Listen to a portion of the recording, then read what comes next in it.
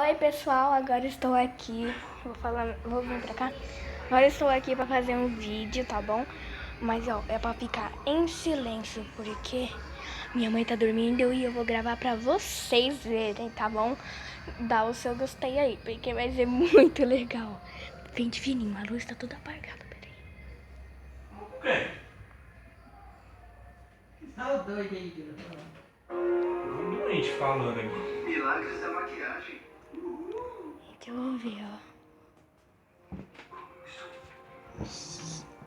Parecido com o papai, na verdade.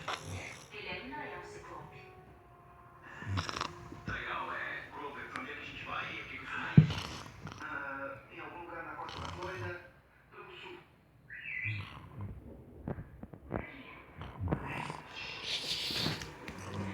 Então, pessoal, foi isso. Você viu, né? Lá tava escuro. E que ela gosta de dormir com a luz apagada. Pera aí, pessoal, deixa eu arrumar a câmera aqui. Tá difícil.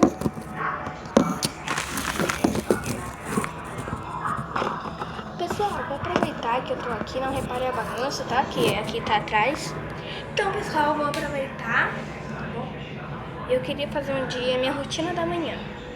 E nesse vídeo eu quero que, por favor, tá bom? Me dá like aí, que isso tem visualizações. E assim é muito chato, né? Meu cabelo tá todo desarmado. Deixa.